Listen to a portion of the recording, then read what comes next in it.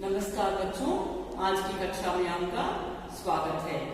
आज हम हमारे पाठ्य पुस्तक के पेज नंबर 25 के भाषा ज्ञान उसके अंतर्गत सेकेंड वीक को हम पढ़ने जा रहे हैं और वो है अनुस्वार और अनुनासिक। ये ग्रामर के अंतर्गत आता है। तो हम अनुस्वार कब प्रयोग करते हैं और अनुनासिक कब प्रयोग करते हैं, इसको हम जानेंगे। इसको जानने से पहले हमको ये जानना चाहिए कि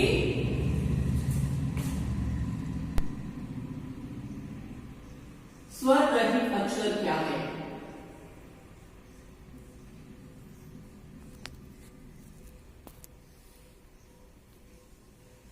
ये स्वर रहित अक्षर है, इसमें स्वर नहीं है।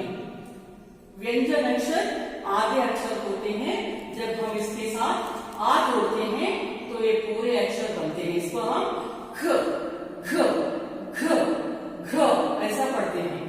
इन सबके साथ आ अगर पढ़ेंगे, आ दिस इज स्वर। काराकड़ी में आ के लिए हम मात्रा नहीं है कहते ना, लेकिन ये ऑलरेडी इनमें रहता है, इसलिए इसके लिए मात्रा नहीं होता। ख के साथ अगर आ जोड़ते हैं तो ये ख बनता है, ख। इसको हम एक लाइन को हलंत कहते हैं, हलंत वाले अक्षर। यदि ये बिना ये स्वर, बिना स्वर के अक्षर, अगर इसमें आ नहीं ऐड किया तो ऐसे बनते हैं। आ ऐड करने के बाद, आ इस स्वर, आ ऐड करने के बाद पूरा अक्षर बनते हैं। तो इसको हम स्वर रहित अक्षर कहते हैं। तो ये आपको जानना है। और एक जानना है पंचम अक्षर। पंचम अक्षर और पंचमाक्षर। बच्चों, आप व्यंजन में आप पढ़े हैं क ख ये पूरा, और छ क छ ट त प। 5 लाइन होते हैं ये व्यंजन के।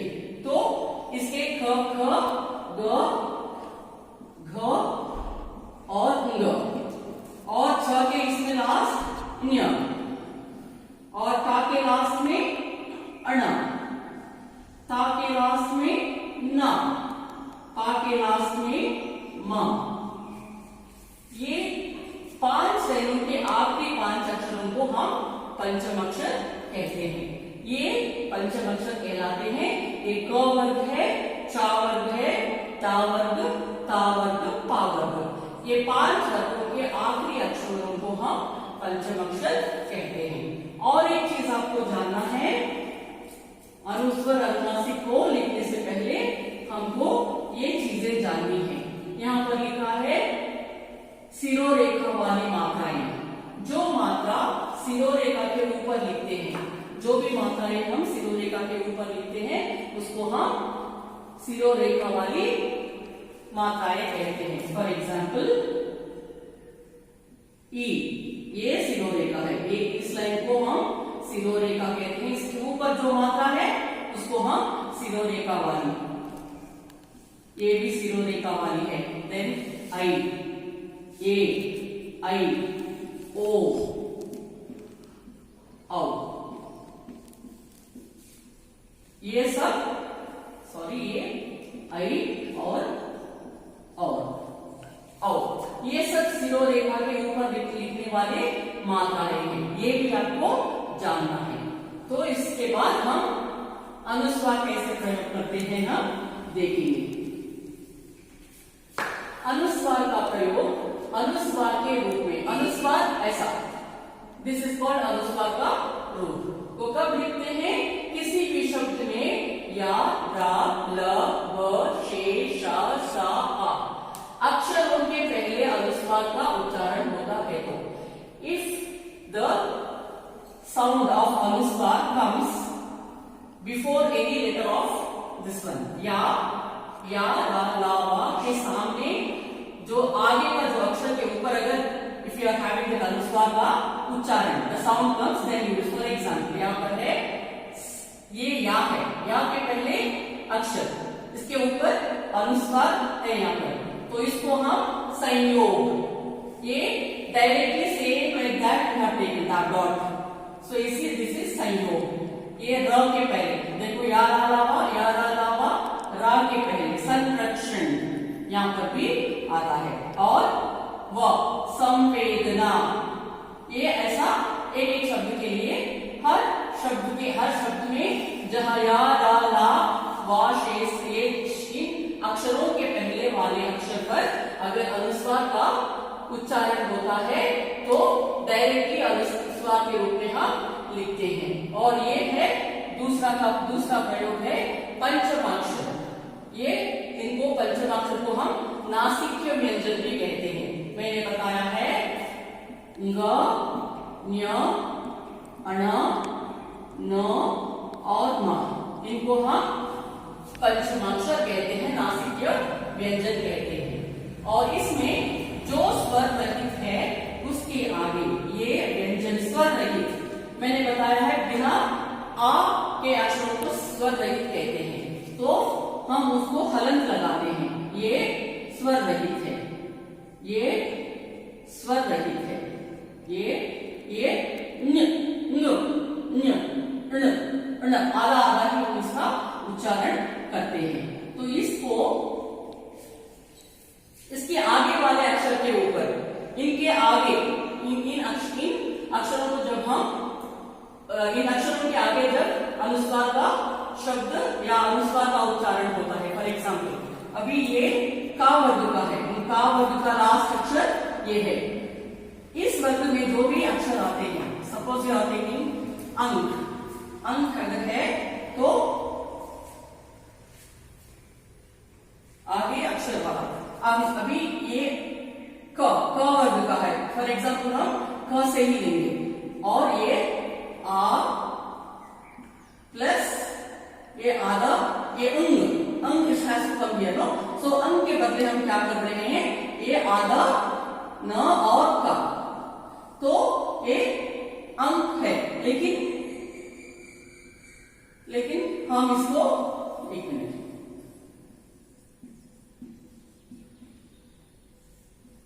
इसको हम ठीक से लिखेंगे। अगर इसको आ रही है, इसको आ जोड़कर लिखेंगे तो ये अंक हो जाएगा, अंक।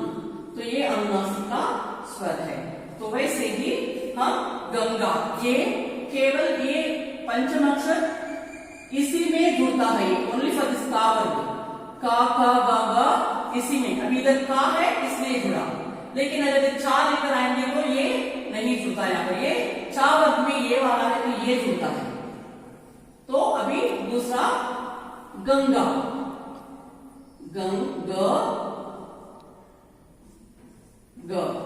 when you write it will become Ganga. सो ऐसा अनुस्वार यहाँ पर आता है। तो ये पंचमाक्षरों का प्रयोग। और अभी अनुनासिक के बदले में, अनुनासिक यानी चंद्र बिंदु, इसको चंद्र बिंदु कहते हैं या इसको अनुनासिक भी कहते हैं। इसका उच्चारण नाक और मुंह से होता है, इसका उच्चारण। और इसका अनुस्वार का उच्चारण केवल नाक से होता है, लेकिन अनुस्वार का उच्चारण नाक और मुंह से होता है।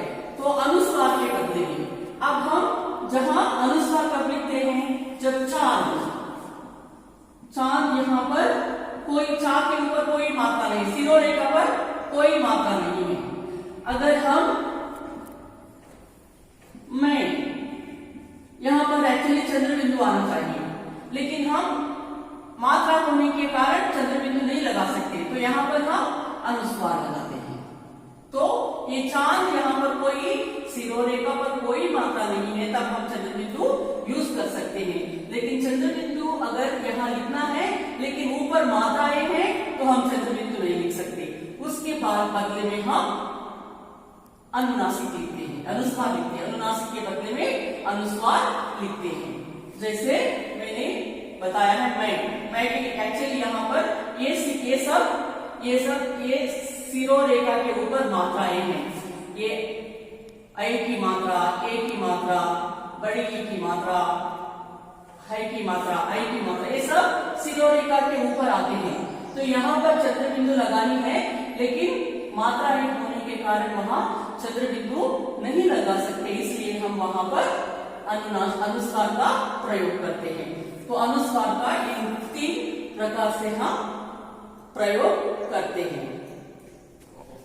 तो अभी हम अनुनासिक के बारे में, चंद्र बिंदु के बारे में पढ़ेंगे। पहले हम अनुस्वार के बारे में जानकारी प्राप्त किए हैं, तो अभी अनुनासिक के बारे में।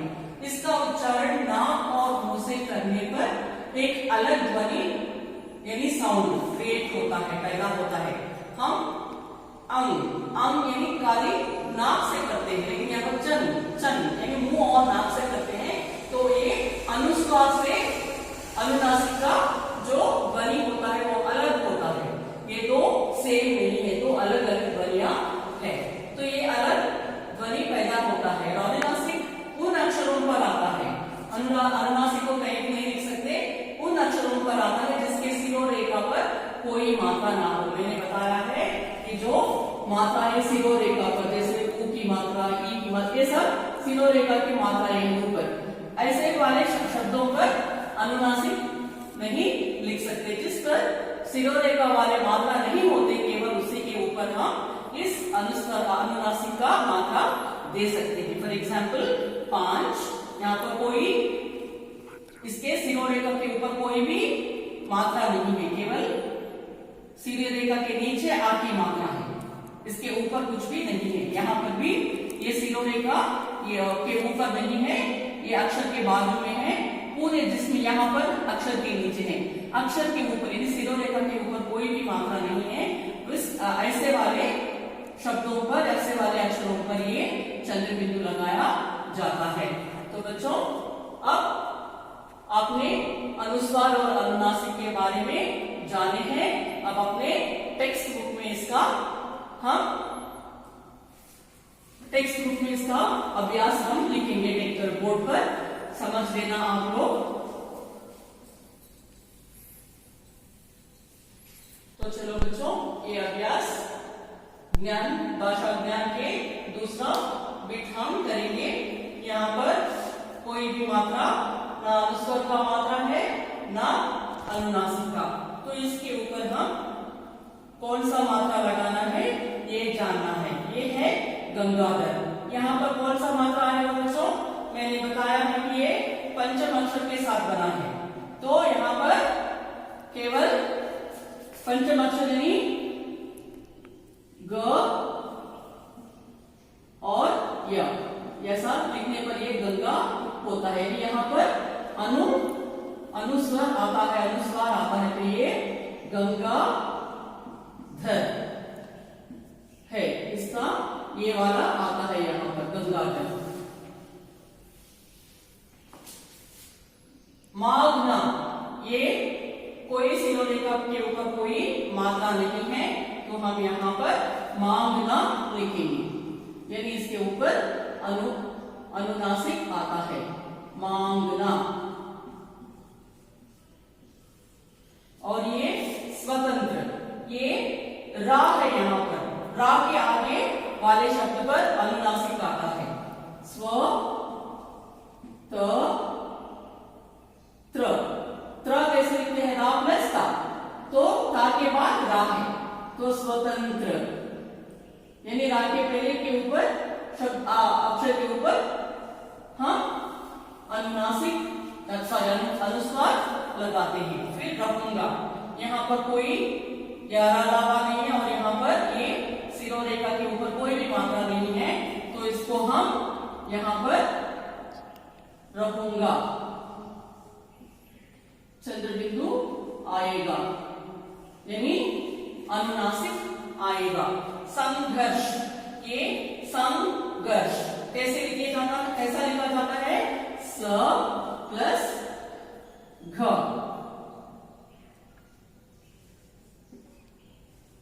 ये ऐसा लिखा जाता है। तो यहां पर है, इसलिए ये पंचम अक्षर के सामने है, इसलिए हम इसको यहां पर अनुस्वार लगाते हैं। संघर्ष, संघर्ष। तो ये इसका आज का ये पाठ है बच्चों, ये समझकर, वीडियो देखकर, कॉन्सेप्ट को समझकर इसको अपने किताब में पूरा करके लिखिए टेक्स्ट बुक में। Thank you children, stay home, stay safe.